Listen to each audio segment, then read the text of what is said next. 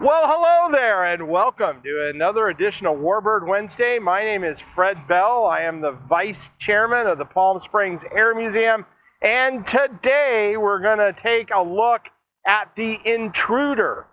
Yes, Greg, the Intruder. The A-6 Intruder and the A-6D tanker. Now, there were a number of versions of the A-6 built. We're not going to cover all of them today. We are going to talk about one of the end ones and some of the significant stuff. But first, I am here with my agog assistant, Greg Kenny. Greg has again selected, can you imagine, I am standing, the Highway 111 or Gene Autry is just ways away over my right shoulder, and I think I've caused about 4 traffic accidents right now in my King Tut headgear. I have no idea what this has to do with an A6, but Greg has got me to try the hat on again. We're going to toss it off camera. Another excellent catch by the Kenny. So the A6 is an aircraft that you got to remember we were dealing with the success of the Sky Raider, but we're coming out of Korea, and the Navy realized that they needed a better way to do strike missions off the aircraft carriers. We've talked about the A-7, which the A-7 was really one of the leading aircraft on technology, but the Navy in the early 60s was making a big transition into much more technically competent or technically invested airplanes. And the F-18, with its glass cockpit and multi-mission and the way that they could figure the F-18, that goes all the way back. It can trace its lineage all the way back as far as strike aircraft back to 1956, Greg, if you can believe that. In 1956, the Navy released a requirement for a new strike attack aircraft. 8 companies responded, but Grumman, who at that point had quite a bit of lineage with Navy airplanes, carried the day with their G-128 design. That eventually migrated to the A2F-1 design, but who's quibbling, Greg? Who's quibbling with designs? Now, the lead designers, and we call them out when they're historically significant, they were Robert Nafis, I hope I got his name right, and Lawrence Meade Jr. Now, Lawrence Meade Jr. is interesting because he was involved in a couple of other interesting projects, Greg. He was involved in the lunar lander, ultimately, and he was involved in the F-14 Tomcat. Now, the interesting thing about that was that the work on these airplanes and the complex nature of the electronics actually led to Grumman getting quite a bit of work on the Apollo mission, which is kind of interesting. Now, look at this airplane. I'm going to go ahead and pick it up, and we're going to give you a plan view. This is a beautiful model, Greg. What a great job. I think, did you build this in your basement like overnight, right? This is a great model. This is configured with iron bombs in a strike configuration. Remember, there was a tanker version of this airplane that we're going to talk about. But so the Navy went ahead, issued the requirement for the airplane, and then it had its first flight in 1960. It was introduced in 1963. Now, this is a subsonic airplane, but it can carry a lot of bombs and payload. One of the things that is interesting about the A-6 is the range and the load, the bomb load of this airplane is unequaled in the Navy today. That's a Fred fun fact. You F-18 drivers can argue with me about that, but it is unequal to this day as far as range and the amount of bombs that it was carried. But the idea was that you get a lot of bombs on target, you have a pilot and a navigator. Now, the interesting thing about this is that although initially with Vietnam they tried to bring these aircraft in high, they realized once they were in combat that they had to get in low and they had to get underneath AAA and the arc of those SAM missiles. Remember, when you're either when you're flying and you're in, let's say, nap of the earth, whether you're flying very low, what happens, Greg, with an anti-aircraft gunner? he doesn't get much of a shot. This is a subsonic airplane, but let's say the airplane comes over at 600 miles an hour and it goes right over the top of you. You've maybe got a couple of seconds.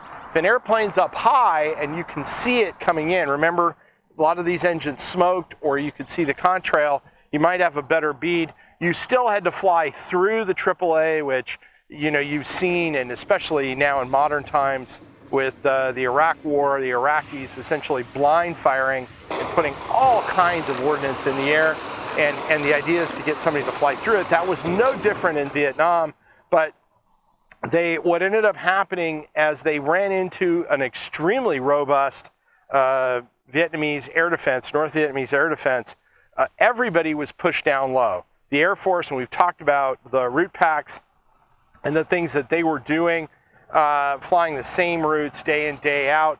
The Navy had a similar issue in the missions that they were striking, and they had restrictions on targets, but they were doing everything they could think of to limit the losses of this airplane.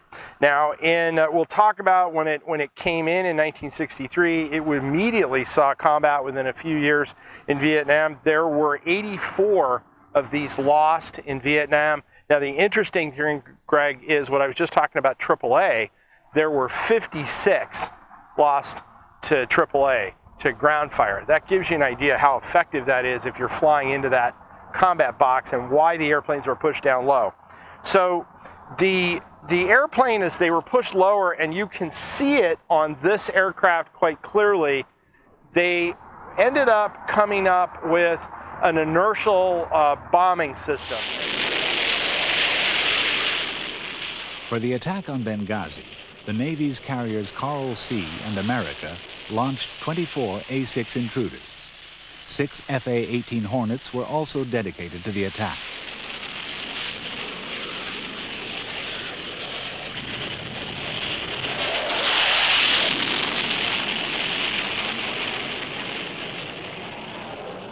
Main strike was provided by the Intruders, mostly armed with 750-pound bombs.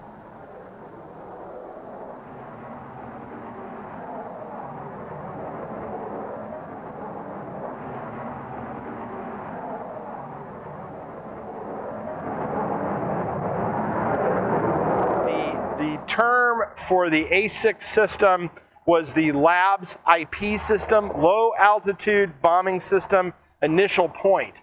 Now, and if you can look up when we bombed Libya, there's some really good video where you can see in both the F-111 and in the A-6, what the bombardier navigator would do is he would designate the target with the targeting pod.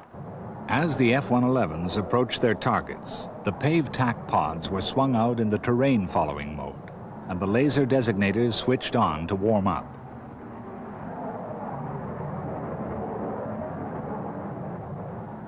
These sample infrared line scan images show first the approach to the coast. Next is the low-level bombing run on the Azizia barracks.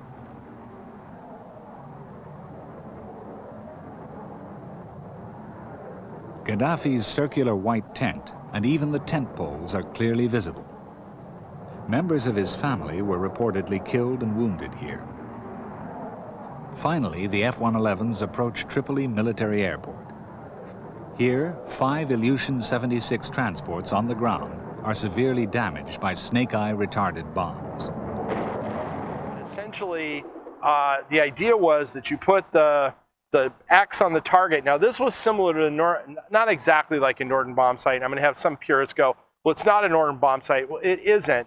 But there was a computer in the airplane that if you had the designator on the target, no matter where the airplane was, it would tell the bombardier navigator what the release point is, when to hit the pickle button. Did you know that, Greg? The pickle button. You hit the pickle button, and then Greg's rubbing his tummy. He loves those pickles. But you hit the pickle button, and that would pickle the bombs off. And the bombs, the computer would calculate the trajectory of the bombs and give you the ideal aim point. It was not perfect. We went over, like with the F-117 and these beam riders, and they were experimenting early in Vietnam with television-guided bombs and some precision munitions, but I don't want to go down that path. But in the Gulf War, you saw, rather than having what we have on this aircraft, which are iron bombs, you had beam riders that would literally ride the beam right into the target, which was the F-117, which had those FLIR, forward-looking infrared pods.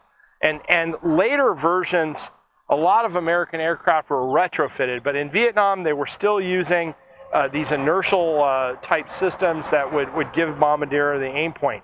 Now, one thing about this aircraft, Greg, it was nuclear capable, and that lab system was also a nuclear option, if you want to call it. We're delivering a nuclear bomb.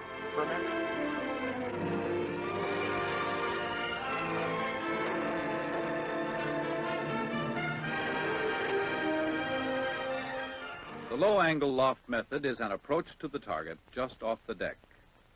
A programmed pull-up prior to the target, release to get maximum distance in the weapon trajectory, and a wing-over for escape.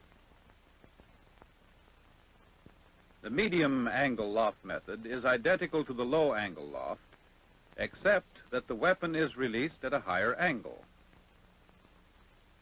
and the pilot uses a half Cuban 8 escape maneuver. The medium-angle loft method offers a maximum aircraft burst separation.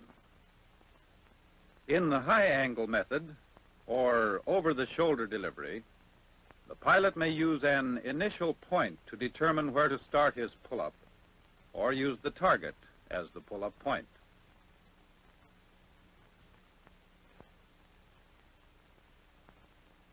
The dive bombing method differs from conventional dive bombing only in the higher release altitude to allow the pilot to escape weapon effects.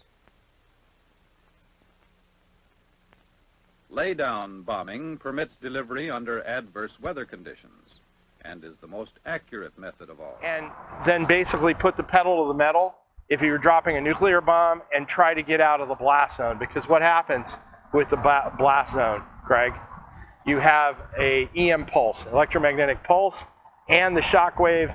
And if you get caught in that, you're walking home. You're having a very bad day. So that was the lab's IP system. Now, the other thing about this airplane was this had a check engine light. Did you know that, Greg? It had a check engine light built into it.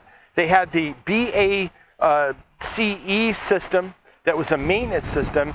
And the idea behind this system was that for maintenance crews, they could run checks while the aircraft was being maintained, and it would tell them malfunctions within the airplane. It was extremely innovative, and one of the things about it is it really reduced the maintenance time for the A-6 quite a bit. So the A-6 went all the way out and was in every major combat, if the Navy was involved, out to 1997 when it was retired. And what I'm going to do now is put my model down gingerly, because this, wow, that's a really nice model. Now I'm going to, Greg, I think after maybe a few weeks of torturing me with kitty piddle and other things, has gone with Melba's Fixins. We've had good luck sort of with Melba's Fixins, but today we're going strawberries and cream. Get your Fixins. Melba always has the label. Let's see. There's no sell-by date on this. So again, Greg, one of these days I kid about botulism. It's actually going to happen, and we're going to do a video that we don't have Warbird Wednesday because Fred is in the hospital. But Greg has selected another soda. Now, if you were an A-6 driver or a BN Bombardier Navigator in this airplane, kudos to you. Or you were doing tanking. This airplane, we're going to talk about tanking once we're through this, whether you were tanking, whether you were an armor or a maintainer, or you were on the ship and you were in this program and that was your MOS, that was what you were trained to do, I salute you. This was a tough gig. And I'll tell you, that movie, Flight of the Intruder, if Greg, you throw up a graphic on that without getting a copyright strike, that picks up a little bit of it, but this was real steel nerve flying and really aggressive flying, because you're jinking in there, you're trying to miss all that ground fire and put the bombs on the target. So I'm going to go ahead and open this if I can get it open. There we go. The can opener, non-magnetic can opener, has worked again, and I'm going to give this a shot. So if you're in the A-6 program, We salute you.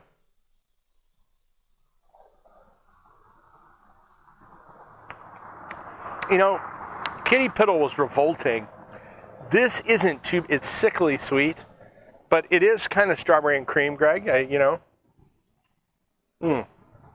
We'll take my customary second sip, so if there is anything nasty in this, I've got enough of it where it actually should give me some sort of gastric explosion. But I will, gastric explosion, Greg liked that one. We'll go ahead and put this one down. So the A-6 was a very well-designed aircraft. It was very innovative. One of the things, the KA-6, the tanker version of this, gave the Navy tremendous range with their aircraft and their strike missions. There was a big debate on this airplane as the aircraft aged that the airplane, because of the amount of high G maneuvers it was doing, the airplane had to be re-winged. And there was a debate in the early 90s about what to do with the airplane, re-wing it and have it go on. A lot of people felt that way. I know at that time, from the bleacher seats, I felt that way as well. There was an aircraft in design called the A-12, which was supposed to replace that. That program was canceled, and then we had the introduction of the FA or the F-18. The big challenge with, now I'm getting old, Greg, they call them legacy F-18s, but the big challenge with the F-18 was that it had very short legs for a fighter. And as we talked about with the over-horizon projection, I'm getting a wave there, bye. I mean, we have fans out here, Greg, it's fun. With the ability to project power over the horizon, you gotta have fuel. You gotta have go-go juice. Technical term, Greg, go-go juice. You gotta have gas. And when the aircraft was retired, the Navy initially did not have a really good interim tanking ability. There was a big argument and push to integrate the services, which meant that we were relying on tankers from other service, Air Force tankers, to be able to do aerial refueling on these airplanes. And that was one of the big debates about not retiring the airplane. Ultimately, the decision was made to not upgrade any further, upgrade the aircraft any further. The A-6F was the last of the line, which was upgraded with engines and different avionics. And then the aircraft, as I said, in 1997, there were, I think, Greg, 5 or 6 F versions made, and they were tested, but the Navy had made a decision that it was going to go to multi-mission airplanes and the F-18, and then the F-18s at one time had a buddy tanking system and an aerial refueling system. We've since added conformal fuel tanks and other things to some of these other fighters to give them more range. We don't have the gap that we once had, in my opinion, with the projection of over-horizon power. But clearly, the loss of the tanking ability with this airplane when it was retired was a serious, serious issue. But the legacy of this airplane, what is the legacy of the airplane? Basically, it could operate in all weather and in really, really tight places. One thing I didn't talk about with this, Greg, is the all-weather capability. This aircraft also was innovative in that it had a VDI, a vertical display indicator, that the pilot in bad weather could navigate, fly the airplane head down in instruments in really bad weather. No other aircraft could handle it. Target number 1, a railroad trestle. Using the A-6E inertial navigation system, which has been aligned on the carrier deck before takeoff, the crew picks up the approaching landmass on radar. Low-level penetration diminishes the chance of being picked up by hostile radar, while the aircraft's terrain clearance system helps guide the aircraft around and through local hills and ridgetops. So along with that BACE system, the airplane had, and the lab's IP technology, it had a lot of technology packed into it, all of which, from a legacy standpoint, went into the F-18 and beyond. Now, it did not have, and we've talked about integrated battlefield with the F-35 and the F-22, but clearly all of the navigation and the bombing systems in this airplane led into advancements in other areas. Now, if you are a Vietnam veteran, you cannot do without this cup, this Vietnam Veteran Cup. Jason will throw it up on our web store. You can get it, but you need one of these cups. So get out and get that. Remember, we cannot do the restorations and the stuff that we do with these airplanes without your donation. Go out to the site and give us a donation. We desperately can use it to keep our aircraft restoration program going. Like us on YouTube. Subscribe to us on YouTube. Thank you so much. We're getting a lot of people that are sending us to other people who are airplane folks. Send it to other airplane folks and see if they like it. They may not like the hat. They may not like Greg's choice of drink, but what the heck? It's a little bit of fun, and you learn a little about airplanes. My name is Fred Bell. I am the Vice Chairman of the Palm Springs Air Museum. Thanks so much. Have a great day.